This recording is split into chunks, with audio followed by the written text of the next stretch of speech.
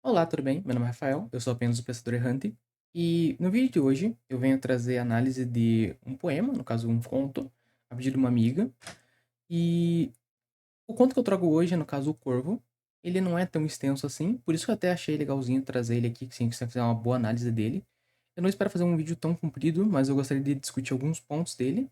Ele é um texto bem simbólico, eu gostei dele, eu já li, né? Eu pesquisei outras traduções e o melhor jeito que eu achei de trazer aqui de uma forma bem rica e bem pontual para a gente poder discutir aqui ponto a ponto é eu trazer a tradução que ela me forneceu e do outro lado trazer o texto original, né? Colocar um comparativo de um a um. Obviamente eu não vou traduzir todo ele, mas para gente fazer um comparativo de se tá bom ou não a tradução de fato. Então, espero que se você aproveite, espero que você goste. Eu não pesquisei vídeos de análise sobre isso, eu só vi o texto, vi um pouco de contexto, vi sobre a vida do autor, etc.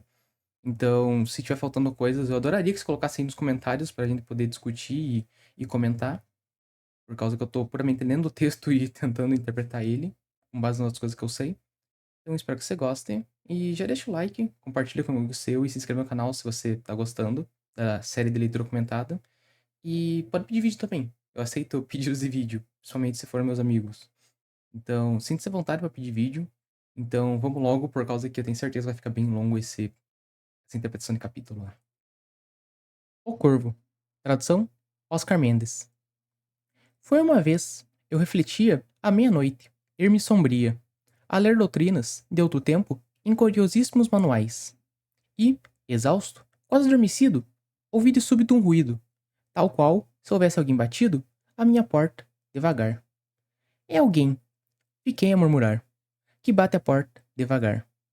Sim, é só isso, e nada mais. Ah, claramente, o relembro. Era o gélido dezembro, e o fogo, agônico, animava o chão de sombras fantasmais. Ansiando ver a noite, finda, em vão, a ler buscava ainda algum remédio à amarga, infinda, atroz saudade de Lenora.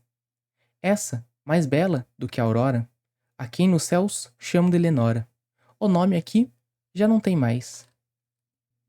A seda rubra da cortina fava, em lúgubre surdina, arrepiava-me e evocava ignotos medos sepulcrais. De susto, em pávida arritmia, o coração veloz batia, e a sossego eu repetia: é um visitante, e pede abrigo. Chegando tarde, algum amigo está a bater, e pede abrigo. É apenas isso, e nada mais. Ergui-me, após, e calmo enfim, sem hesitar, falei assim: perdoai, senhora, ou meu senhor, se há muito aí fora me esperais. Mas é que estava adormecido, e foi tão débil o batido, que eu mal podia ter ouvido alguém chamar à porta. Assim, de leve, em hora morta, escancarei então a porta. Escuridão e nada mais. Sondei então a noite erma e tranquila. Olhei a fundo, a perquiri-la, sonhando sonhos que ninguém ousou sonhar iguais. Estarrecido de ânsia e medo, ante o negro, imoto e quedo. Só um nome ouvi. Quase em segredo, eu o dizia, e foi Lenora. E o eco, em voz evocadora, o repetiu também. Lenora. Depois silêncio, e nada mais. Com a alma em febre, eu novamente entrei no quarto. E de repente, mais forte, o ruído recomeça e repercute nos vitrais. É na janela, penso então. Por que agitar-me a aflição? Conserva a calma, coração. É na janela, onde o algorento, o vento sopra. É só do vento esse rumor, surdo e agorento. É o vento, só, e nada mais. Abro a janela, e eis que em tumulto, a esvoaçar, penetra um vulto. É um corvo hierático e soberbo, egresso de eras ancestrais. Como um fidalgo, passa Augusto, e sem notar sequer meu susto, adeja e pousa sobre o busto, uma escultura de Minerva, bem sobre a porta, e se conserva ali, no busto de Minerva, empolerado, e nada mais. Ao ver da árvore, austera e escura, a soleníssima figura, desperta em mim um leve riso, a distrair-me dos meus ais. Sem crista embora, ó corvo antigo e singular, então lhe digo: não tens pavor? Fala comigo, alma da noite, espectro torvo. Qual o teu nome, ó nobre corvo? O teu nome no teu inferno torvo. E o corvo disse: nunca mais. Maravilhou-me que falasse uma ave rude dessa classe, misteriosa esfinge negra, e retorquiu-me em termos tais: pois nunca soube de vivente algum, outrora ou no presente, que igual surpresa experimente, a de encontrar em sua porta uma ave ou fera, pouco importa, empoleirada em sua porta, que se chama Nunca Mais. Diversa coisa, não dizia, ali pousada, a ave sombria, com a alma inteira a se espelhar naquelas sílabas fatais. Murmuro, então, vendo-a serena, e sem mover uma só pena, enquanto a mágoa me envenena. Amigos sempre vão-se embora, como a esperança, ao vir a aurora. Ele também há de ir-se embora. E o corvo disse: Nunca mais. Vara ao silêncio, com tal nexo, essa resposta, que perplexo, julgo. Só isso que ele diz, duas sílabas sempre iguais. Soube-as de um dono a quem tortura uma implacável desventura, e a quem, repleto de amargura, sempre resta um ritomelo. De seu cantar, do mortanelo, um epitáfio, o ritomelo, de nunca, nunca, nunca mais. Como ainda o corvo me mudasse em um sorriso atrás de face, girei-me então numa poltrona, em frente ao busto, a ave, aos umbrais, e, mergulhado no coxim, pus-me a inquirir, pois para mim visava algum secreto fim, que pretendia o antigo corvo. Com que intenções, horrendo, torvo, esse ominoso antigo corvo grasnava sempre. Nunca mais. Sentindo da ave, incandescente, o olhar queimar-me fixamente, eu me abismava, absorto e mudo, em deduções conjecturais. Cismava a fronte reclinada, a descansar sob a almofada, dessa poltrona aveludada em que a luz cai suavemente. Dessa poltrona em que ela, ausente, a luz que cia suavemente, já não repousa. Ah, nunca mais. O ar pareceu-me então mais denso e perfumado, qual se incenso ali descessem, a espargir turbulários celestiais. Mísero! Exclamo. Enfim teu Deus te dá, mandando os anjos seus esquecimento, lá dos céus para a saudade de Lenora. Sóvio os nepentes, sóvios agora. Esquece, ouvida essa Lenora. E o corvo disse: Nunca mais. Profeta! Brado. Ó ser do mal, profeta sempre, ave infernal, que o tentador lançou do abismo ou que arrojaram temporais. De algum naufrágio, a esta maldita e estéril terra, a esta precita, mansão de horror que horror habita. Imploro, dízimo, em verdade. Existe um bálsamo em Galate? Imploro, dízimo, em verdade. E o corvo disse: Nunca mais. Profeta, exclamo, ó ser do mal, profeta sempre, ave infernal, pelo alto céu, por esse Deus que adoram todos os mortais. Fala se essa alma, sobre o guante atroz da dor, no Éden distante, verá a deusa fulgurante, a quem nos céus chamam Lenora. Essa, mais bela do que a aurora, a quem nos céus chamam Lenora. E o corvo disse: Nunca mais. Seja isso a nossa despedida, ergo-me e grito, alma incendiada. Volta de novo a tempestade aos negros átrios infernais. Nem leve pluma de ti reste aqui, que tal mentira ateste. Deixe-me só nesse ermo agreste. Alça teu vôo desta porta. Retira a garra que me corta o peito e vai ter essa porta. E o corvo disse: Nunca mais. E lá ficou, hirto, sombrio. Ainda hoje o vejo, horas a fio, sobre o alvo busto de Minerva, inerte, sempre em meus umbrais. No seu olhar medonho e enorme, o anjo do mal em sonhos dorme. E a luz da lâmpada, disforme, atira ao chão a sua sombra. Nela, que ondulara sobre a alfombra, está minha alma, e presa à sombra, não se há de erguer-se. Ai, nunca mais. Então, acho que a melhor forma de a gente começar a análise desse livro, no caso esse conto, para ser mais exato, é justamente conhecendo um pouco o autor, que é no caso o Edgar Allan Poe. Vou deixar esse cantinho aqui, inclusive, para poder mostrar as imagens, assim vai ficar melhor pra gente. Então, eu vou ficar nesse cantinho aqui exprimido.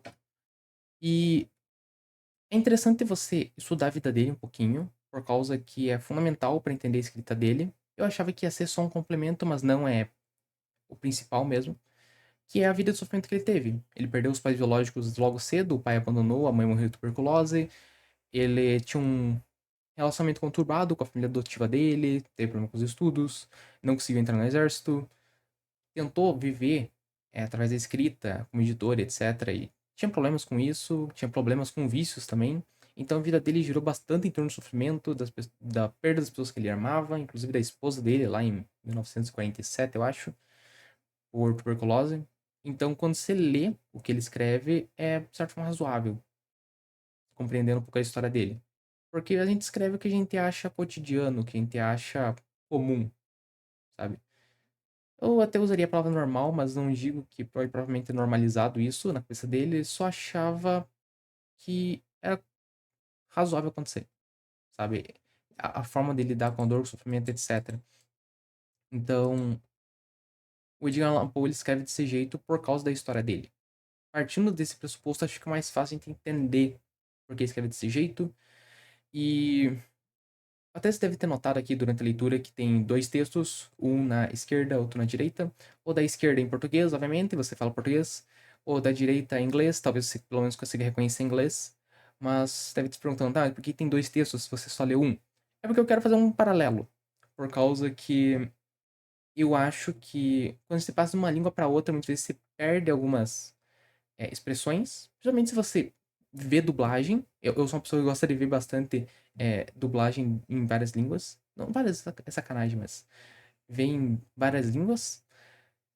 E sim, perde muita piada às vezes, perde muita referência, sabe? Então é bom você trazer a língua original quando você tá querendo fazer uma interpretação aprofundada.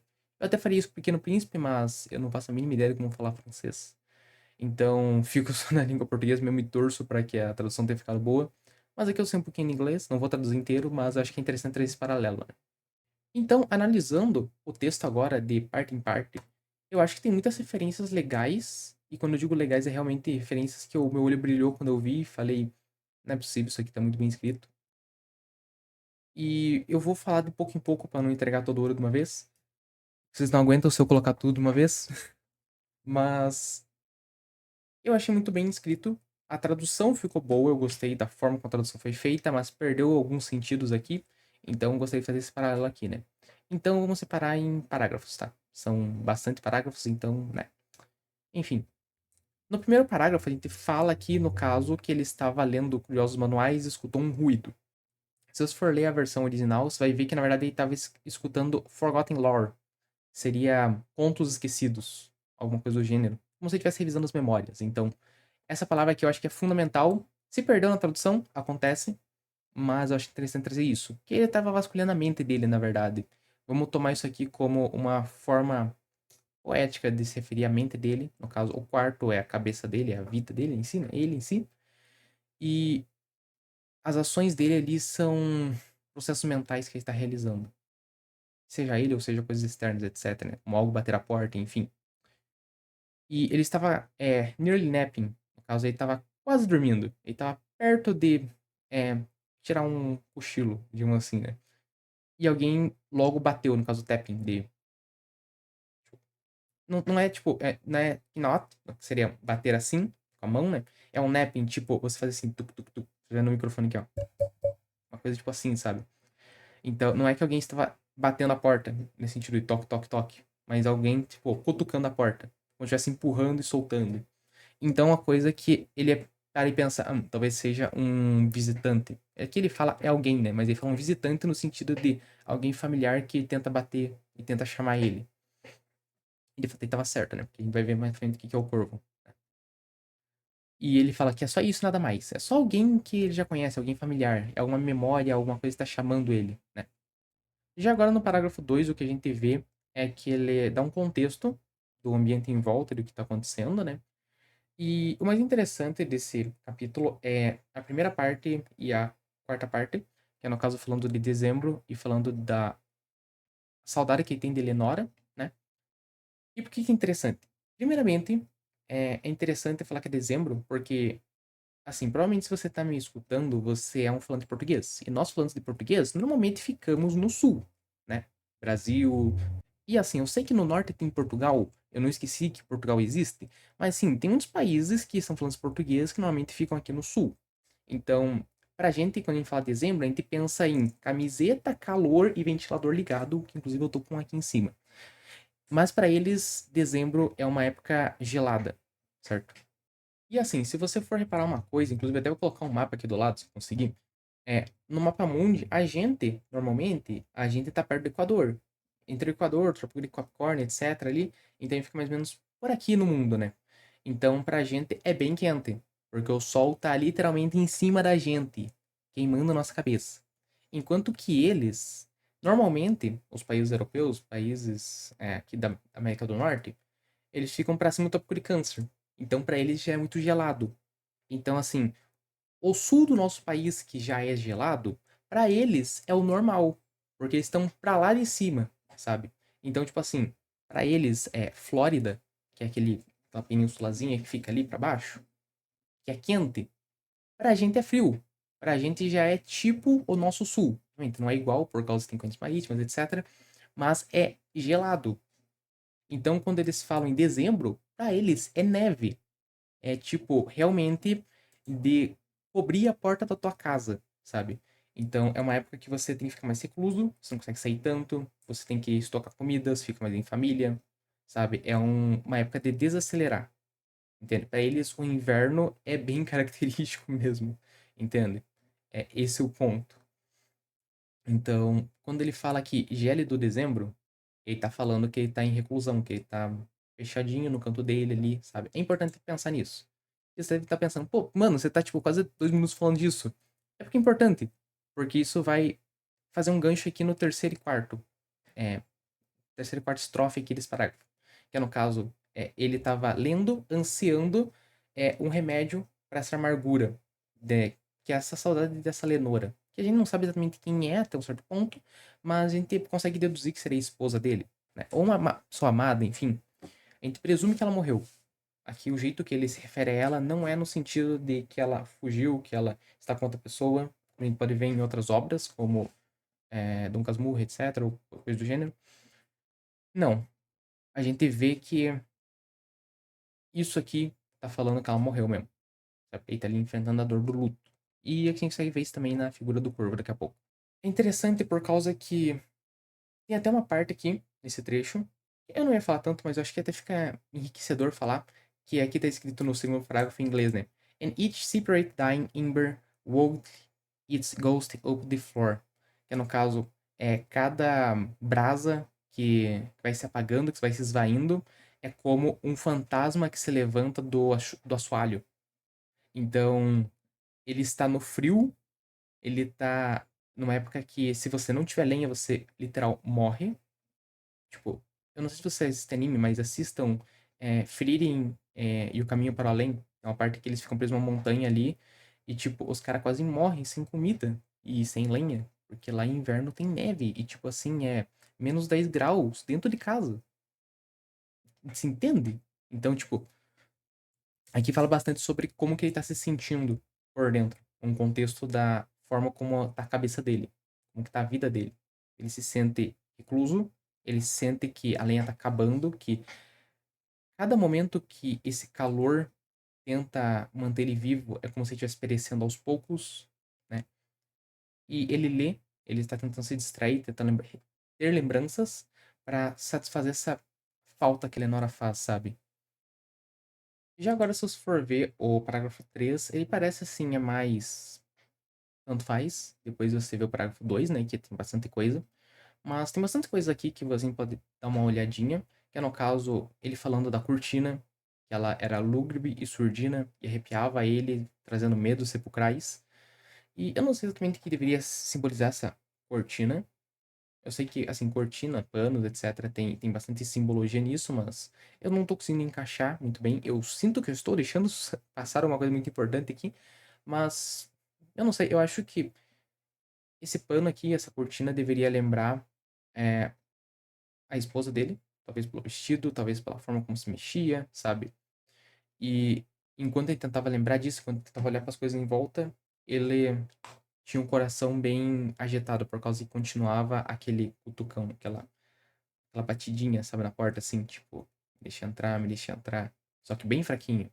Não como um toque, toque, toque, mas com um tap, tap, tap, certo? Não sei se você já jogou jogos mobile, mas ele não aparece knot, aparece tap, que pressione, aperte ou bata, sabe? Enfim, então ele diz, não, é só um visitante, vai ficar de boa aqui, não tem mais nada. Já no próximo parágrafo, ele diz: tá bom, eu vou me erguer. E daí ele vai, levanta. Ele já levanta falando: ah, me desculpe por causa que você está aí fora me esperando, né? É que eu tava meio dormindo e você bateu meio fraco assim, né? Então achei coisa na minha cabeça. Então vamos, entre aqui, né? Mesmo que você tenha batido nessa hora tão estranha, meia da noite. Eu pessoalmente teria medo de abrir também. Mas quando ele escancara a porta, eles vê que tem só uma escuridão e não tem mais nada lá. E daí ele fica pensando, né, no próximo ali já, que ele tá maluco, né? E por que que ele fica desse jeito? Por causa que é que nem aquele negócio quando você finge que não tá em casa pra uma pessoa ali, não atender o telefone, e daí você pensa, putz, mas eu tinha que falar uma coisa importante pra pessoa. Daí você vai lá e daí você atende o telefone e fala: ah, desculpa, por causa que eu tava lá embaixo fazendo tal coisa, ou porque eu tava lavando a mão ali, porque eu fui limpar os cachorros lá embaixo, enfim, uma coisa do gênero, sabe? Então, ele já levanta se justificando, ele levanta tentando ser polido, mas ao mesmo tempo reclamando. Eu acho isso aqui legalzinho, porque o. Eu esqueci o nome, mas o cara que tá representado aqui, no caso, né? Ele é meio debochado. Você vai ver isso ao longo de todo o texto. Isso é bem bacana, uma característica dele, né? E quando ele olha pra essa noite, quando ele olha pra esse escuro infinito, ele diz que ele sonha em coisas que ninguém jamais ousou sonhar, né? Que ele tem muita ânsia e medo por causa que ele tá sozinho, por causa que ele já tá angustiado, e ele sente que é como se alguém estivesse realmente chamando ele. E em um certo desespero, o que ele faz é clamar pela Lenora e o Eco do lado de fora. Ele não sabe como que é o lado de fora da casa dele, mas suponhamos que seja uma floresta, né? Que ele não tá numa vila nem nada. Ele escuta um eco falando Lenora de novo. E depois um silêncio. Então ele não tem uma resposta do jeito que ele queria, né? Como quando, sei lá, você tá sozinha em casa ali, né? Você chega ali, e daí você não sabe se o pessoal inteiro saiu ou se tem alguém ali. Daí você grita, pai, mãe, irmão, irmã, e daí, tipo, ninguém responde. E daí você senta e, tipo, não, tem ninguém, porque se tivesse alguém, alguém teria me respondido, pô. E daí você, de certa forma, sente uma solidão, você sente meio tolo de ter clamado, porque é horrível você chamar e não ser respondido. É realmente uma situação bem angustiante. Quem já teve sonhos desse jeito sabe o quão ruim é. E já no próximo parágrafo, ele diz que ele, com a alma em febre, no caso, ele é ardendo com a sua alma, né? Tá até aqui em inglês, né? All, all my soul within me burn. Eu acho que seria, eu não sei exatamente como pronunciar isso aqui, mas com toda a minha alma, é, comigo a queimar, seria uma coisa tipo, nesse gênero, né? Mas aqui a gente traduziu com a alma em febre, e não tá errado, é só a forma de a gente se referir, né? E ele entra e esse ruído continua. E daí ele fica meio maluco. Assim, no sentido que ele fica. Cara, não é possível, por causa que começou de novo e agora é no vidro. Ele fala: ah, não vou me afligir. Vou me acalmar aqui, vou ver de onde que é, porque deve ser o vento que tá soprando, não tinha nada batendo. Então só vou ver. O que é isso? É só o vento, cara. Entendeu? É uma coisa totalmente natural. É isso que tá incomodando a minha mente, é algo totalmente plausível, totalmente do ambiente, assim, não tem nada sobrenatural, não tem nada da minha mente, não tem nada me assombrando, não. Então ele vai até lá abrir, né? E quando ele abre, o que ele vê? Ele vê esvoaçar aquele corvo. E é interessante aqui, eu até vou fazer uma pequena pausa nesse ponto, porque aqui começa a lotar de simbologia. E o interessante aqui é justamente que quando ele abre a janela, o pássaro entra, sem mais nem menos, entra em tumulto, como se fosse um vulto. Ele entra hierático e soberbo, e até que cita aqui que ele entra como um fidalgo, ele passa Augusto. Então, essa parte aqui é importante, já vamos falar mais sobre isso. E ele pousa no busto de uma escultura da Minerva, que ficava sobre o batente da porta. Pra quem não sabe, batente da porta é aquele contorno que fica ali, tá ligado? Enfim. Então a gente chama de umbral, ou umbral, se não tenho enganado. Ali, esses dois pontos são muito importantes por causa que eles vão ser referenciados ao longo de todo o texto, várias vezes. E o que quer dizer essa parte do corvo? Cara, eu não sei sim, se você vai frequentemente em lugares públicos assim, ou lugares que tem teto muito alto, tipo a igreja, a quadra de esporte, etc. Mas você já viu um pássaro? Tipo assim, tem uma porta, que a porta é pequena, não tem grandes janelas para os pássaros entrar, mas eles pegam e vão entrar pela porta. Tu já viu um pássaro entrando? O pássaro, quando ele entra maluco. Por quê? Porque assim, o pássaro ele vem voando, o que acontece? Ele vai vindo, vai vindo, vai vindo. Se ele bater em alguma coisa, é uma coisa que você se jogar numa parede. Tipo, olha uma parede e imagina você se jogando nela. Sem mais nem menos. Sem apoio no chão, nem nada. Só se joga de cabeça. É tipo isso o pássaro voando. Você tem que entender que o pássaro, quando ele voa, ele tá literalmente se jogando em partes vazias.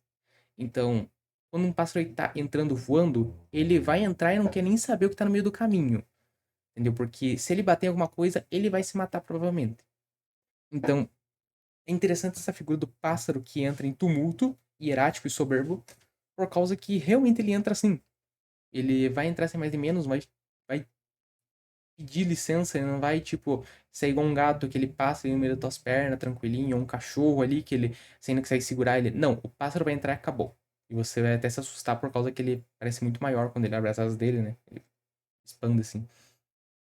E ele passa como um fidalgo, Augusto, né? E aqui é até interessante, se você não sabe, a palavra Augusto é majestoso, é grandioso, o negócio lá de Roma, né? Tanto é que o nosso mês de agosto é Augusto, por causa disso. Enfim, não quero entrar nessa questão de calendário, senão eu vou me empolgar muito e tem que fazer um vídeo só sobre isso. E o que esse pássaro representa? Ele representa coisas que nós não controlamos. Pensamentos recorrentes, por exemplo, são crenças que nós podemos ter. Então, é aqueles pensamentos automáticos, né? E não tem como a gente realmente impedir eles de entrar muitas vezes. A gente até pode tentar, mas não necessariamente vai conseguir. Não é tão fácil assim. E ele voa e pousa no busto da Minerva. Ali, se você vai ver o original, tá escrito Perched upon a bust of Pallas. Eu não sei se pronuncia assim, mas Pallas, com dois L's ali. Essa Pallas eu pesquisei, é Pallas Atena. Então, quando fala Pallas, é Minerva. Pra quem não sabe, Minerva é Atena, deusa da guerra e da sabedoria.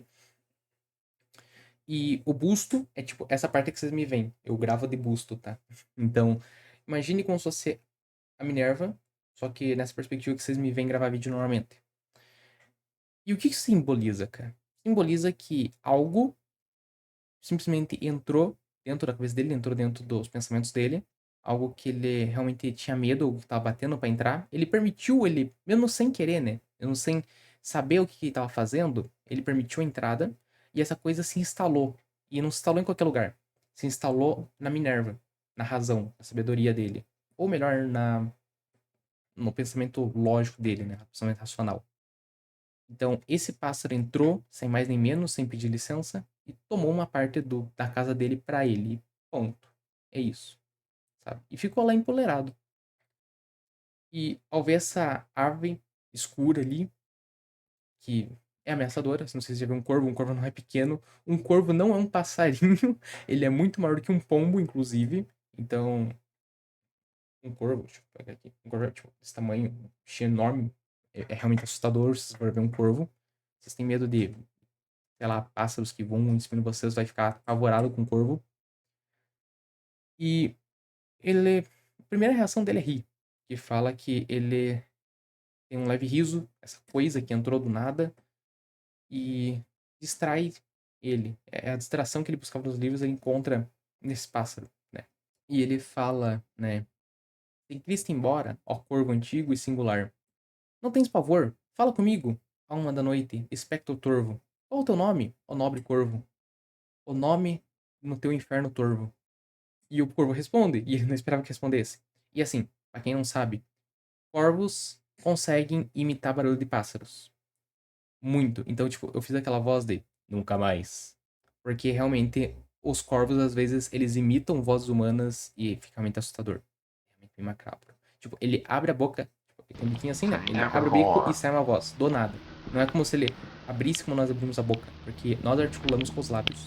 Então eu tenho que articular com a língua e com os lábios. Ele não, ele só abre a boca e do fundo da garganta dele sai o som. Tá muito assustador mesmo. Tanto é que até posso colocar na descrição aqui um vídeo de um corvo falando. Realmente, enfim. Então, ele tá provocando o corvo ali Tipo, sabe quando acontece uma coisa retardada, você faz uma piada pra você mesmo? É isso que ele queria fazer, tipo, putz, entrou um pássaro, deixa eu fazer piada, já que eu tô na minha desgraça aqui. E o corvo respondeu. E ele não esperava que respondesse, então ele realmente fica bem. Mas que coisa. É realmente essa reação dele, né? E aqui uma coisa interessante a gente comentar é justamente que nesse trecho teve uma perda de sentido, e uma perda importante, mas tudo bem, acontece, que quando ele vai traduzir, ele não traduz uma palavra que é fundamental aqui, que é no caso Night's Plutonian Shore. Tá? Então aqui nesse trecho aqui correspondente, qual o teu nome, ó nobre corvo? O nome do teu inferno torvo? É, na verdade deveria ser traduzido de conte-me qual o seu nome de Lorde na costa da noite de Plutão, na noite plutônica, uma coisa do gênero, sabe? Então seria uma coisa tipo, tá escrito aqui, né? Tell me what thy Lord name on the night's Plutonian shore. Então, esse night's Plutonian shore é uma coisa no sentido de na costa da noite de Plutão, ou noite plutônica. Para quem não sabe, na mitologia grega, no panteão grego, Plutão é Hades, que é o deus do submundo lá. Não tinha muito culto a ele lá, porque, enfim, não tinha muito que ele oferecesse para os mortais lá, segundo a mitologia grega. Na noite do Plutão, que é no caso, noite remete ao período sombrio, ao que você não consegue enxergar direito, tudo que é obscuro, etc., que é desconhecido, né? Você pode conhecer a área de dia, mas se tiver de noite você não sabe o que está lá. E shore se refere provavelmente a borda, a margem, no caso, a costa, né? Então, até dei uma pesquisada aqui, só pra ver se tá certinho isso aqui mesmo. E sim, isso aqui refere ao rio. Qual que é o nome desse rio, inclusive? Deixa eu verificar aqui de novo. Rio Aqueron, que é, no caso, a divisão do mundo normal, o mundo dos mortos, enfim. Tem que atravessar o rio e etc. lá. Acho que vocês conhecem, provavelmente. Se vocês estão vendo o negócio do corvo, vocês já devem saber exatamente o que eu tô dizendo. Então, ele pergunta qual que é o seu nome de Lorde. No caso, não apenas um nome de alguém que passa lá, como os caras que estão no mar ali, não, na água ali caídos, né? Que o barqueiro tá passando, mas ele já tem o nome de Lorde. Então mostra como se ele fosse alguém realmente importante, né? Até tem uma coisa que é interessante. Eu não ia comentar essa partezinha aqui, ia ser batido, porque não é tão importante, mas já que eu comentei a palavra-chave aqui, tem aqui essa parte aqui também em cima, né? Ghastly Green and Ancient Raven, Wandering for the Night Shore. Seria um espírito fantasmagórico que passa ali, né? Um corvo antigo perambulando, no caso, wander, seria andarilho, no caso, nesse sentido, de uma costa noturna. Eu acho que não seria exatamente essa tradução, mas nesse sentido, então, mostra que ele é o ocupado de fazer isso, é como se fosse a tarefa dele. Então ele tá recebendo ali, de certa forma, o corvo, como se ele fosse uma pessoa importante mesmo, como se fosse um mensageiro que esperava, né? E é engraçado que no próximo trecho, justamente o que acontece é que o, o corvo respondendo, ele se maravilha, né? Ele fala, nossa, uma ave rude dessa classe, ela soltou essa palavra bem certinho, né? Então, nossa, como que é possível? Quantas pessoas que já viram isso? Ele até fala, né? Nunca soube algum vivente de outrora ou no presente que experimentou isso, né? De uma ave ou fera falar nunca mais pra ele. Ainda mais uma resposta que se encaixa ali, né? Então, assim, na resposta perfeita, né? Mas o nome dele, pelo jeito, é nunca mais. Então, até vou entrar um pouquinho mais profundamente nisso daqui a pouco, mas não no momento, tá? E depois ele reforça que quando esse pássaro responde ali, né? E nunca mais, respostas que vão se encaixando aos poucos ali, né? Mesmo que não seja resposta esperada, ele diz que não, ele não diz coisa nenhuma, então ele só diz essas duas sílabas. No caso, duas sílabas por causa que em inglês ele não fala nunca mais, obviamente, né? Ele fala nevermore. Então é uma coisa tipo nevermore, nevermore. Então é como se ele falasse dois sons, né, no caso. Ele diz ali que essa ave que está pousada ali, que está no busto, na lateral, como se estivesse sentado aqui, no caso, para falar ao ouvido, né? Só diz uma frase. Essa frase de sílabas fatais, né? E ele vê que ela tá serena, assim. Não se move, tá tranquila. Não, ela não tá mais agitada como quando ela entrou. Ela tá ali, parada esperando ele. E ele tem esperança ali, ele diz, né? Eu tenho esperança que ela vai embora, assim como as pessoas vão ao vir da aurora, né? E ele diz: Não, nunca mais. Eu não vou sair daqui. Eu vou ficar aqui. É nesse sentido essa resposta nunca mais. Obviamente, ele tá respondendo a mesma palavra, né? Nunca mais. Primeiro, nunca mais é nome. O segundo, nunca mais, é que não vai acontecer de novo. Ele é a única pessoa que tá vendo aquele pássaro falar com ele. O terceiro é que ele não vai embora. Então a gente vai vendo que essa palavra aqui, nevermore, no caso nosso, nunca mais, vai ganhando sentidos diferentes conforme o contexto que ele vai apresentando ali, né? Que ele faz as perguntas. Então, ele espera que saia, mas o pássaro, essa ideia que tá pousado do lado dele, do lado da razão, tá dizendo, não, não vou sair. Eu vou ficar aqui. Agora meu lugar é aqui, bicho. E ele sente um profundo incômodo nisso, ele não diz abertamente, mas ele se mostra perplexo com isso, por causa que ele diz esquivar o silêncio com tal nexo. Então, ele pensa, não, não, não, não, eu tô maluco. Não, ele só sabe dizer essas duas palavras. Não é porque a resposta tá encaixando que ele entende o que essa resposta tá querendo dizer. Não. Ele só tá, é um burrão que repete a mesma coisa ali e tal. Então, com certeza foi um dono que foi vítima de uma desventura, que ensinou isso pra ele e agora você fica repetindo. Nunca, nunca, nunca mais. Sabe? No original ele só fala never, nevermore. Mas aqui fica melhor com três, no caso. Aqui, a única perda de sentido, eu acho que é no caso, aqui nesse trecho que fala do seu cantar, do morto, né? Aqui no caso, to the dirges. Dirges seria cantos fúnebres, ou cantos de luto, né? To the dirges of his hope, that melancholy burden bore. Então seria uma coisa tipo, os cantos fúnebres da sua esperança, que melancolicamente, acho que Burder, se não me engano, carregam, se não estou enganado. É, isso mesmo, carregam. Acabei de verificar aqui. No caso, seria um fardo carregado. Burder. Então seria um fardo pesado, um fardo carregado. Sabe? Uma mochila cheia. Enfim, meu inglês não está tão ruim ainda, graças a Deus. Mas como eu disse, aqui não tem tanto uma perda. É só tipo. Bah, seria legalzinho, mas tudo bem, aceitável. No ponto seguinte, no caso do próximo parágrafo, o que acontece é que esse corvo, de certa forma, até fez essa alma triste dele sorrir. No caso, ele sente um certo contentamento mórbido, essa ave está ali. Então ele tem uma certa admiração por ela. Aquela admiração de, cara, isso aqui, né, ruim acontecer e tal. Mas vamos olhar isso aqui com mais calma, vamos tentar dar aquela observadinha assim, sabe? Eu tô curioso em relação a isso. Eu quero experimentar um pouco mais. Eu quero ver onde isso vai levar, sabe? Então ele pega uma poltrona, gira de frente pra porta. E ele, tipo, fica bem assim, tipo. Dá pra entender, né? Ele fica, tipo, assim, olhando. Não dá pra ver porque tá pra baixo aqui. Mas fica com o cotovelo aqui. E fica, tipo, olhando assim, sabe? Todo esparrapachado ali, olhando. E ele fica pensando. Que raios de objetivo esse corpo tem aqui? Agora já concebendo que esse corpo pensa. Esse corpo é racional. E não é só um papagaio que fica falando, né? Intenções horrendas e torvas ele tem, né? Então, cara, o que que tá acontecendo? É que ele começa a se deparar realmente com uma possibilidade de ter algo mais acontecendo. De não ser apenas um fato natural de um corvo que tá falando nunca mais, nunca mais, nunca mais. Sabe? Já que nesse próximo parágrafo a gente percebe que ele sentado diante da árvore, ele sente queimado, se sente escrutinado por ela, né?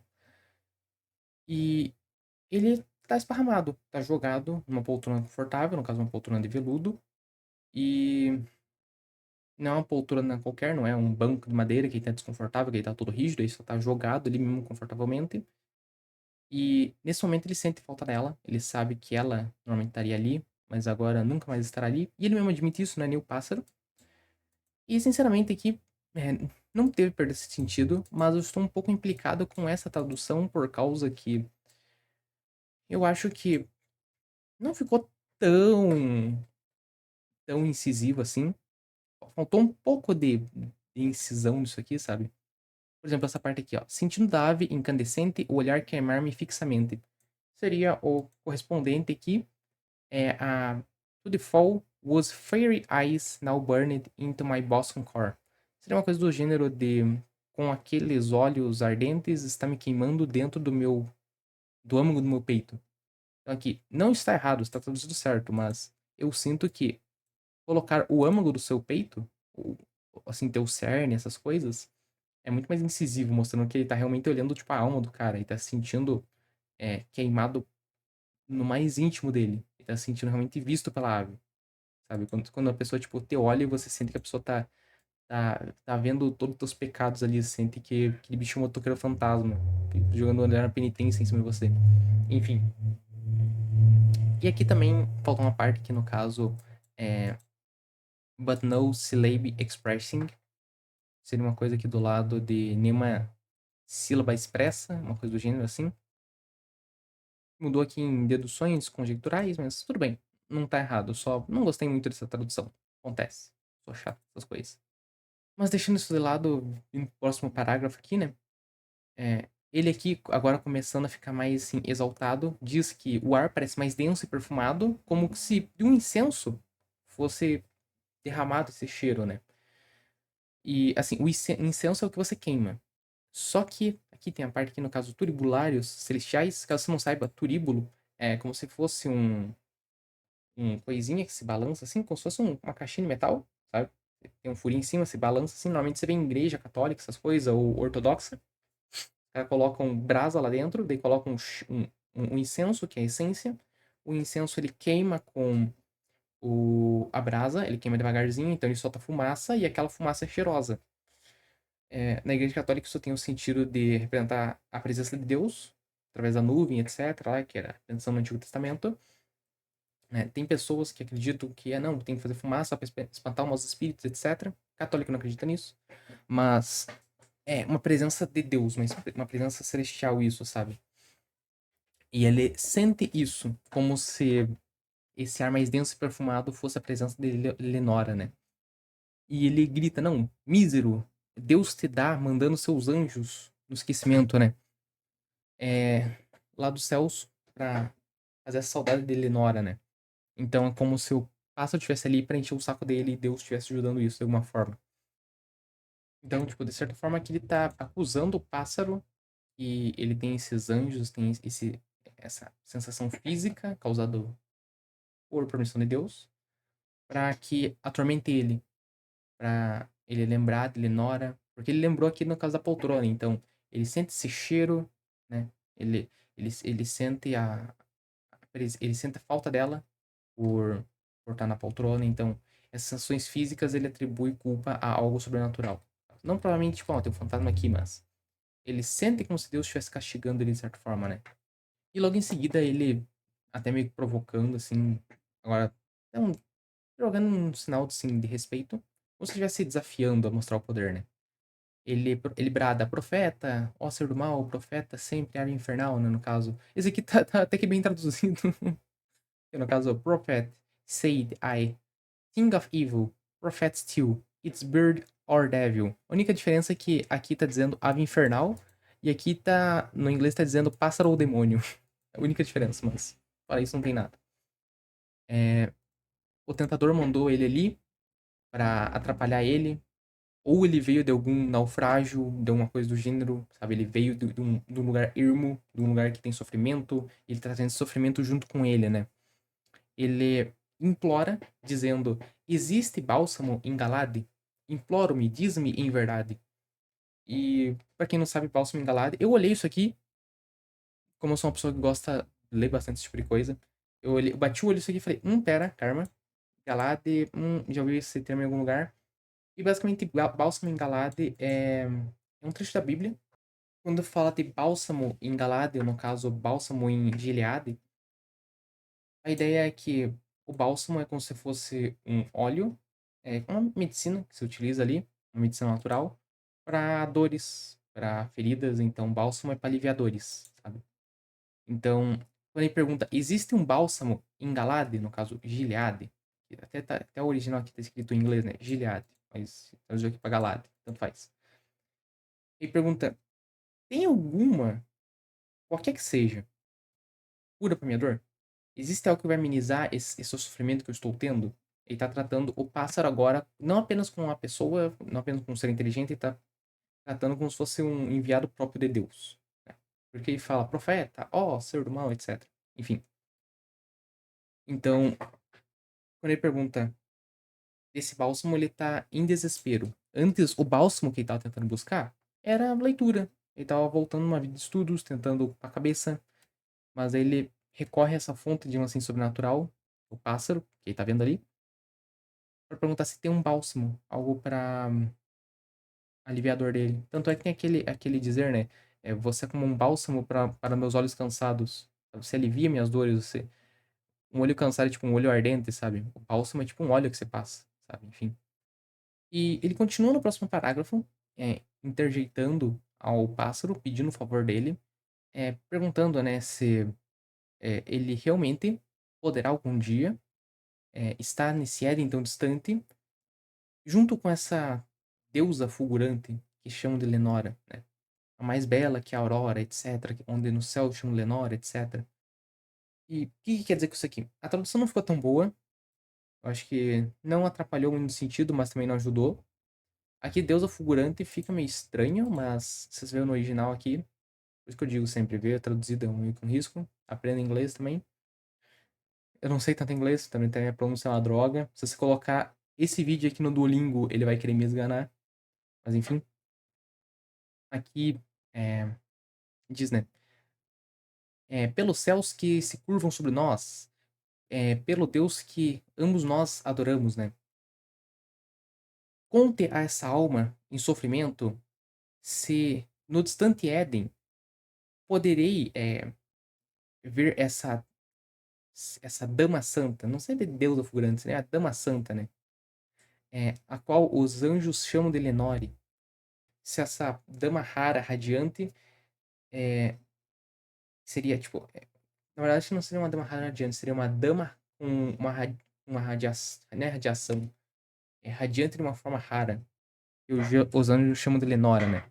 Então, não é bem deusa fulgurante, mas uma pessoa, tipo assim, no sentido de uma santa, uma pessoa que é esplendorosa, etc. Uma pessoa que, sim, é imaculada, mas nesse sentido, né? Então ele pergunta se de alguma forma ele conseguiria chegar nesse paraíso que é estar junto dela de novo, mesmo que seja após a morte. Aqui eu não posso dizer o termo explicitamente do que ele está pensando, mas ele está pensando em fazer um churrasco sozinho. Enfim, continuamos o próximo parágrafo. É nisso que ele está cogitando aqui. E quando o pássaro diz nunca mais, ele diz, cara, nem que você, assim, no sentido, né? Nem que você morra, você vai estar com ela. Já era, entendeu? Acabou. E aqui, nesses dois últimos parágrafos, o que ele faz é já meio irritado com o pássaro ali, ele grita: "Que isso seja a nossa despedida." Então, tipo, cara, tô farto, não quero mais falar com você não. Sai daqui.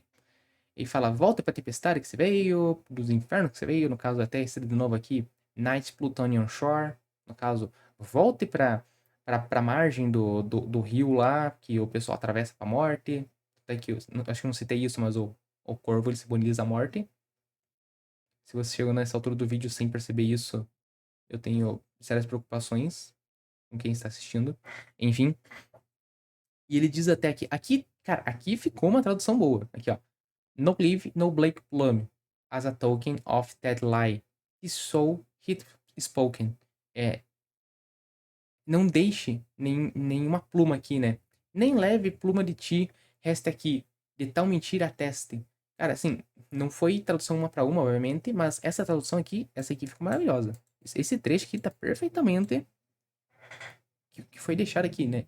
Nem leve pluma de ti resta aqui. No caso, nem mesmo aqueles penachinhos, sabe?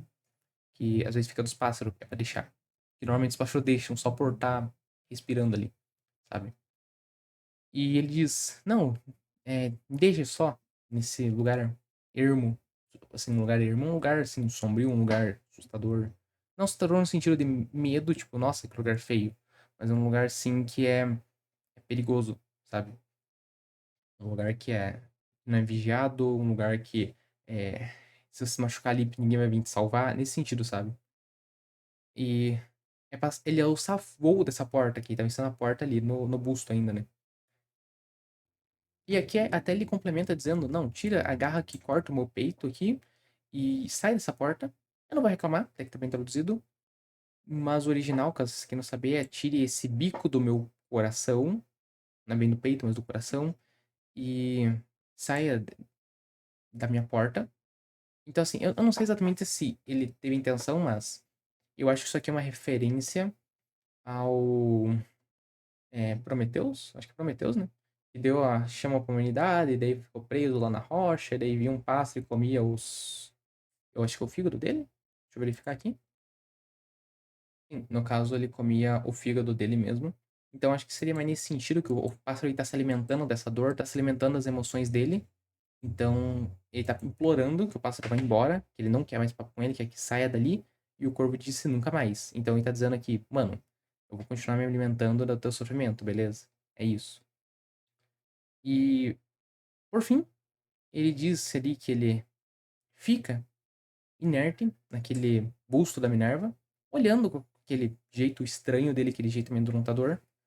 E a luz de uma lâmpada faz a sombra dele ser projetada no chão, aonde a alma dele fica preso à sombra e não se erguerá mais dali nunca mais, sabe?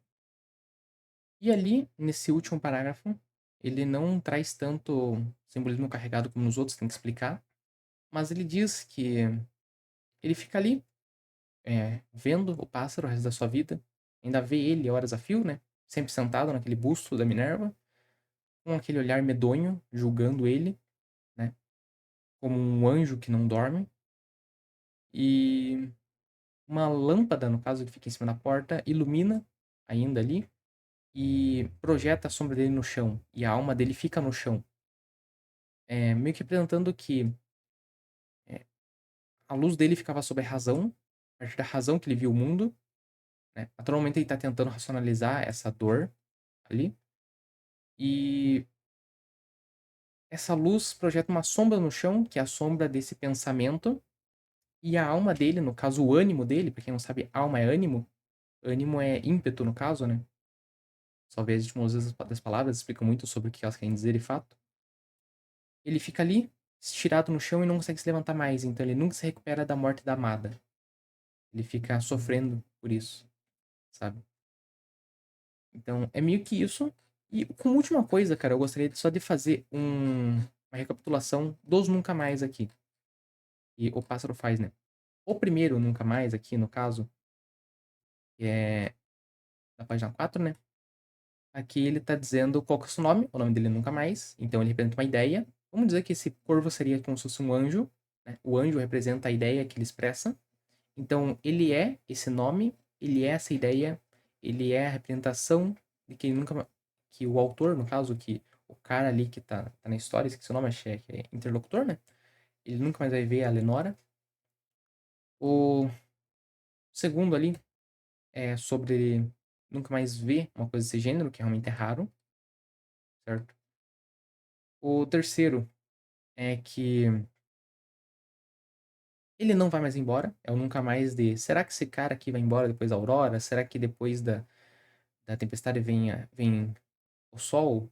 E ele falou: Não, nunca mais, não vou mais embora, eu vou ficar aqui permanentemente. Primeira forma que ele diz, né? E daí ele pergunta: será que isso aqui só diz essas duas palavras aqui? Por causa que ele tinha um dono que só falava essas palavras, que era amargurado. E ele fala: Não, nunca, nunca, nunca mais. Mostrando que, de certa forma, ele é fruto, sim, dessa desventura, mas o interlocutor, que é o dono dessa desventura e não outra pessoa, como sugere, né? Porque é um pássaro que veio de fora, pelo menos naturalmente na história, né? Daí o outro nunca mais, é, dizendo que com intenções que ele teria, que de fato que ele estava planejando, e o planejamento dele era justamente isso, lembrar que ele nunca mais teria as coisas. É essa a intenção que ele mostra. Daí, o próximo é o nunca mais que ele mesmo fala, no caso do interlocutor, fala que a Lenora nunca mais estará ali naquela poltrona, sabe? O próximo é dizer que aqueles anjos que estão mandando aquele esquecimento, que estão trazendo essas sensações para punir ele, para mostrar que ele nunca mais terá aquilo com a Lenora. E o pastor meio que confirma isso, dizendo que nunca mais, que realmente, tipo, não, certeza, de fato, você tá certo. Daí o outro falando sobre o bálsamo engalado, esse aí vai ter um alívio para sua alma. O corvo diz nunca mais, você vai continuar sofrendo. Depois ele pergunta se ele verá a Lenora de alguma forma, sugerindo um churrasco de si mesmo. E o pássaro diz: não, nunca mais, você não vai ver ela de forma nenhuma, não tem como chegar até ela. Sugerindo que o autor, de certa forma, é ruim, que ele é corrupto e etc. Ele não merece o céu, né? É onde ele sugere que ela está. Ele pergunta se ele vai ficar ali cimentando aquele sentimento negativo dele. O pássaro diz que ele não vai sair dali, que nunca mais ele sairá, que ele ficará ali mesmo se alimentando, né? Ele vai retirar aquela garra, no caso, na verdade, do bico, né? Do seu coração. E por último, o próprio autor, ou o próprio interlocutor, na verdade, né? Ele admite que ele nunca mais se levanta daquilo dali. Que é uma dor tão grande, é uma coisa que marcou tanto ele que ele nunca se recupera, certo? De fato. Ele continua pensando naquilo, ele continua afetando ele. É uma falta realmente bem presente. Eu acho que seria. Eu não sei se você assiste anime, mas caso você assistam Oshinoko, eu acho que é aquele sentimento que o Aqua tem da Oshino, sabe? Que é uma falta presente. Você sente que a pessoa deveria estar ali, mas ela não tá. Você sente falta dela a cada momento. É nesse sentido, é uma. Eu espero que ninguém faça isso, porque talvez se ofenda, mas aquela história, tipo assim, uma pessoa morreu na família e as pessoas continuam insistindo em deixar um lugar reservado com um prato ali. Tipo, eu sei que, assim, cada pessoa tem um posicionamento sobre isso. Eu sou espírita de um relacionamento, etc. De não, porque você não pode chamar espírito, etc. Mas, cara, independente da via espiritual, independente de qualquer coisa desse gênero, você tá fazendo que a falta seja presente ali. Você tá colocando o elefante na sala consistentemente, deixando ele preso e é isso, sabe? Você tá trazendo sempre a dor de volta. E esse trecho aqui, esse negócio do corvo, eu escrutinei o máximo que eu podia, é justamente isso. Mostrando essa falta presente, mostrando essa dor, mostrando que esse pensamento que entra do nada pela tua janela, se você deixar entrar sem querer, ele vai se fazer presente e não vai sair mais. Sabe? Então, às vezes a morte é uma falta constante, você não consegue superar isso, você realmente você continua carregando aquilo. É como se fosse uma caixa com um botãozinho dentro. E no começo, tem uma bolinha dentro também dessa caixa, né? Você mexe a caixa, toda hora que essa caixa fica acendendo porque a bolinha fica batendo no botão, né? Conforme o tempo vai passando, essa bolinha diminui, então ela bate menos frequentemente. Mas eventualmente ela vai bater. É uma questão de probabilidade. Então não é que o botão diminuiu ou coisa do gênero, o botão continua no mesmo tamanho. a- Esse gatilho, para você sentir essa falta, continua ali existindo. Mas o que acontece é justamente que você se torna mais resistente, sabe? Ou a bola diminui, ou a caixa aumenta. Então, você se torna menos sensível a isso, sabe? Eu acho que eu sou da visão que a caixa aumenta, não é a bolinha que diminui. A bolinha seria situações, o botão seria o gatilho e a caixa seria a sua vida, você, né? Sua mente. Então, sua mente aumenta, ela ocupa mais espaço ali, então você se distrai com outras coisas e não fica vendo aquele toda hora. Mas se você se diminuir, aquilo dele vai ficar toda hora. Vai ser uma falta presente e talvez você em ficar tomando essa dor toda hora. Sabe? Principalmente por culpa de não fazer coisas e tal, né? Ou depender apenas da pessoa. Quando você não deveria fazer isso. Por mais boa que ela seja, você não deveria ficar dependendo de pessoas. Né? Mas é isso. Esse, esse conto ele fala muito sobre luto, mas não de uma forma genérica de nossa, é tão triste perder pessoas, né? Não, ele fala realmente como que o luto é, como que é a sensação. Ele é bem descritivo, ele é bem gráfico nesse sentido. Ele tem vários pontos que mostram por que acontece essa coisa. Então, sinceramente, eu gostei muito disso. Eu realmente adorei gravar isso. Cada momento, cada simbolismo. Eu gostei de colocar a tradução do lado da outra aqui. Pra vocês poderem acompanhar comigo. E é isso. Se você conseguiu me acompanhar até aqui, porque foi um vídeo bem longo, eu agradeço. E deixa a sua recomendação de leitura aqui nos comentários, se você gostou. Dá o like ou dislike. Então, se você ficou até aqui, eu acho que você gostou. Eu só acho. Ou você realmente é muito paciencioso, tem uma louça muito grande pra lavar e só colocou alguma coisa. Ou dormiu também, não sei. Mas é isso, eu vou ficando por aqui. Lembre-se, eu sou apenas o Professor Errante. Fique com Deus e até a próxima.